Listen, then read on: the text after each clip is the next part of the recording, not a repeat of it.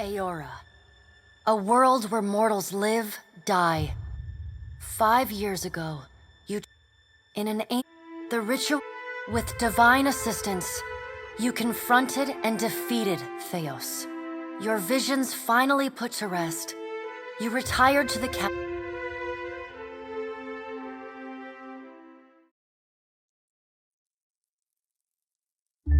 Made a nice story. You fixing up that old keep? Lifting the curse? Must have told it 100 times. But something got to gnawing at me. Thinking the spirits there weren't really at rest. That maybe the gods weren't finished with us.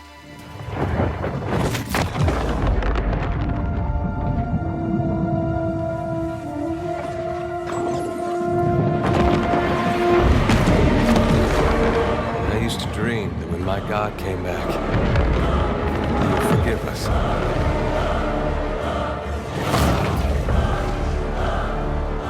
That's the trouble with dreams.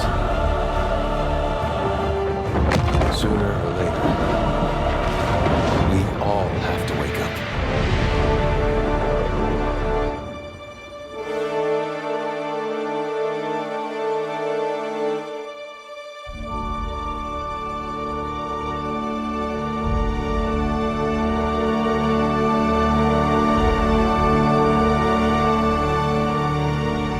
So you wake to a sleepless world, the in-between of life and death. Follow your memories. You have been here before.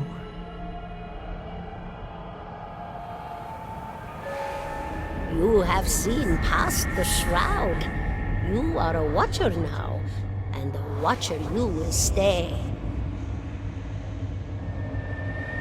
A watcher sees souls, knows their pasts, and the souls see them back.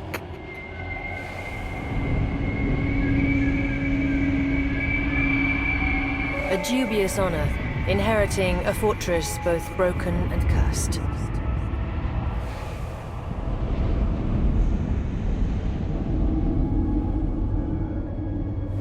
What is a god? A higher power? A rewarder of good deeds and punisher of the wicked?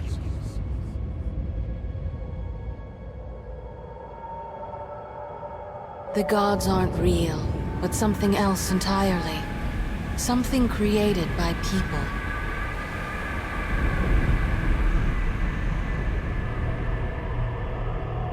And did you ever consider that these were things you were never meant to understand? That their comprehension is beyond you?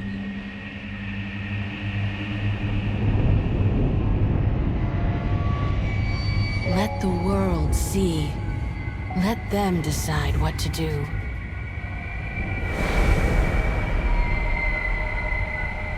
The wheel has turned again, Watcher. Come.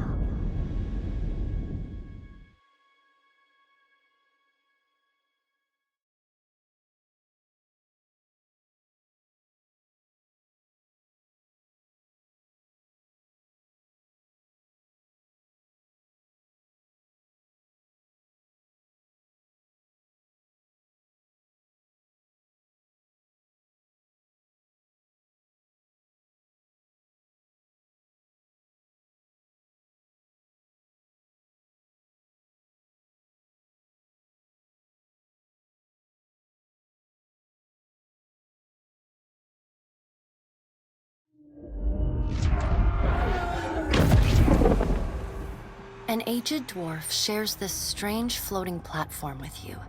His face is creased by so many wrinkles that his features lie buried amid shadowy pockets of skin.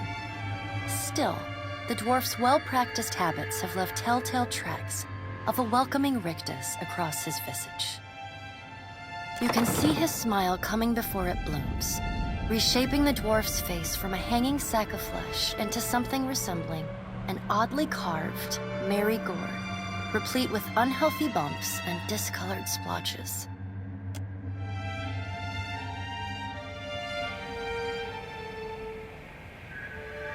The creases of the dwarf's face tighten into a smile as he gives you a courteous nod.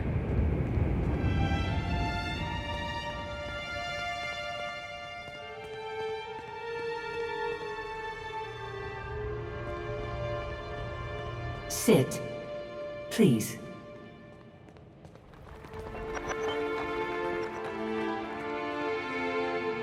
Thank you for joining us, Watcher of Cadnua.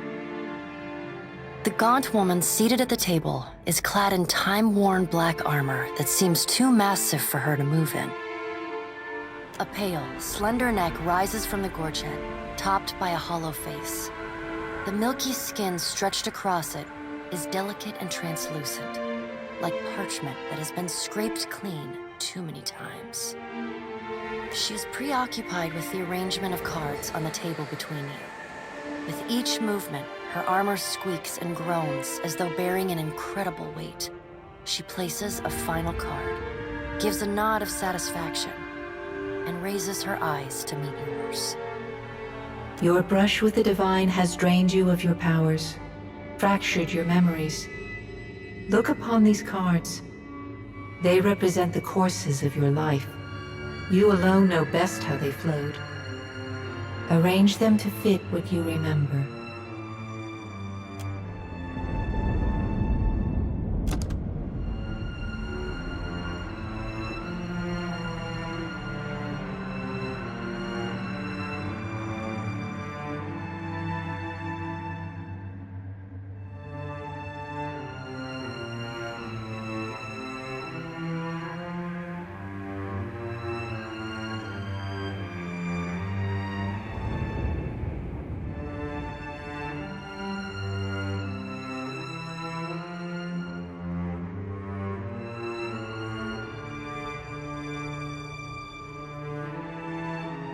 Does everything appear to be in order?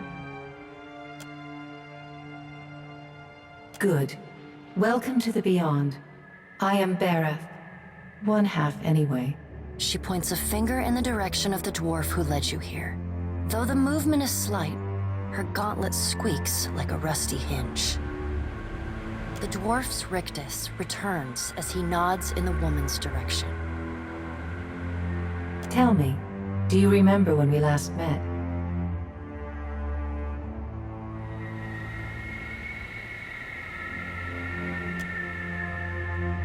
And though you could have broken your pledge when you defeated Theos at Sun and Shadow, you did not. Admirable. She delicately places a card on the table.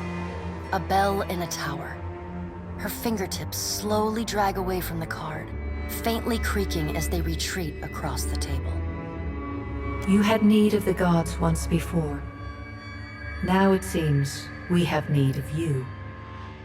The being that occupied Odnua's statue beneath your castle was the dead god, Aothus. Of this we are certain. What we do not know is what his intentions are. Though Aothus stole a large fragment of your soul, you were strong enough to survive the onslaught and enter the in-between.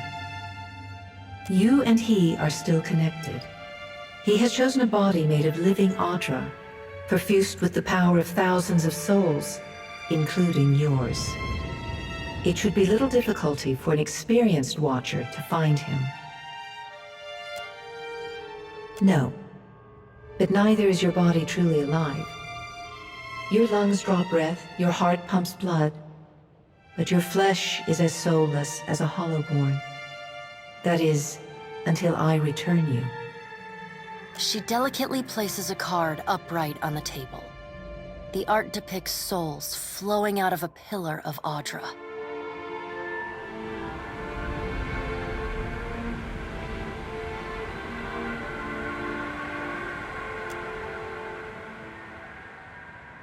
I know. It is my business to know. 322 in Cadnua and your surrounding lands. Their souls remain in Aothus still. You have the power to save them. Serve me and I will return you to your body. Or don't, and return to the wheel.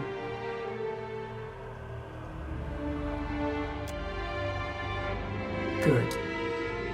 Before you return to Aora as my herald, You must remember who you were, the last whisper of life and death.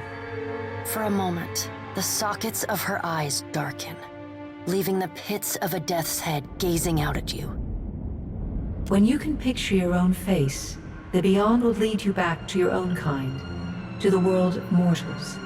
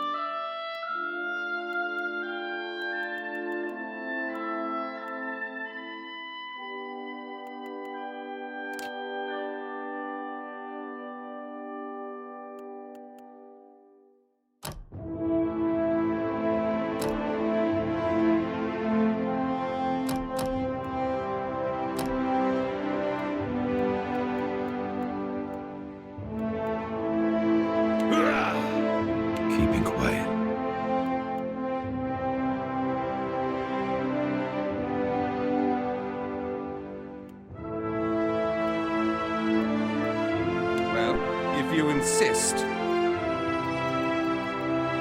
I'll teach you a lesson. They'll never know I'm here. Charge! Ah! Quietly now.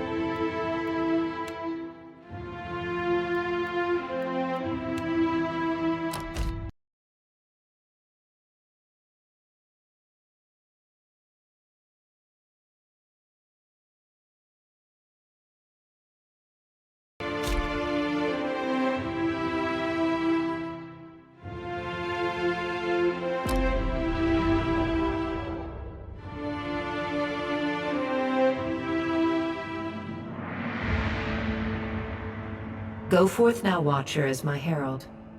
Know that I do not give you this title lightly. When the time comes, you will have the power to reveal the souls that cling to you, to open the gateway from the in-between to the waking world. Find Aethys. Learn his plans. When I have cause to talk to you, I will summon you. With a quick gesture of her hand, you feel a sharp pain in what would be your chest. The pain continues, intruding deeper into your soul. Looking down, you see a small lump of darkness roiling within you. The darkness lingers there, but the pain abates and fades entirely within the span of a few seconds. A chime. Do not fear, Herald. It will not harm you unless you choose to cross me. I trust it will not come to that. Her gauntleted hand gestures to the dwarf, hovering nearby. The dwarf nods, contorts his face with his odd smile, and gestures to a new door.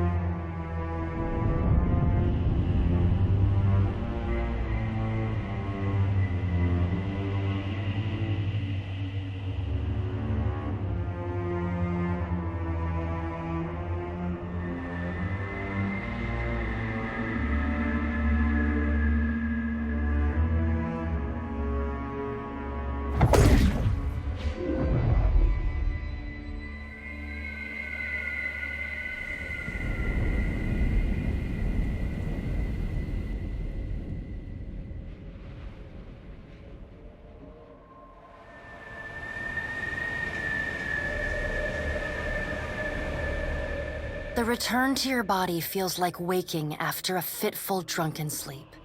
The rocking of the ship sends pain jolting through your limbs. Crashing waves hammer inside your skull. Adair watches over your body with a glazed look, taking long, even tokes from his pipe. At the first movement of your chest, he starts. His gasp, mid-puff, sends him coughing and straining for breath. No, there's no way. You're awake. What are you doing awake? How are you feeling?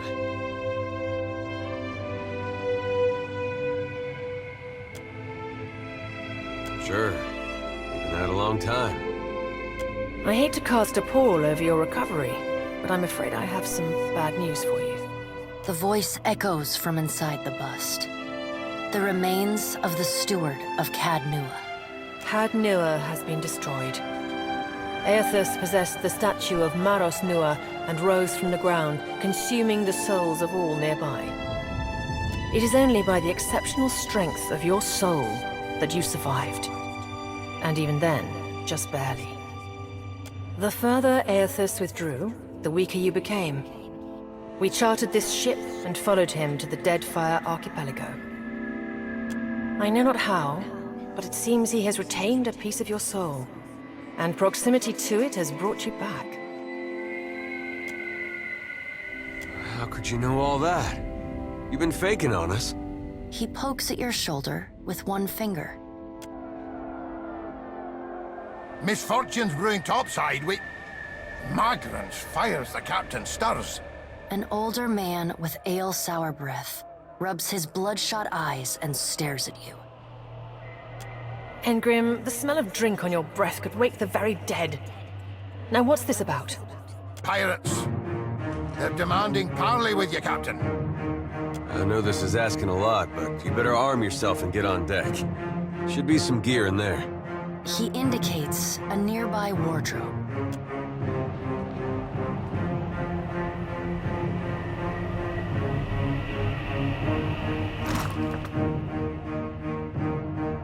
All right, now make some use of it.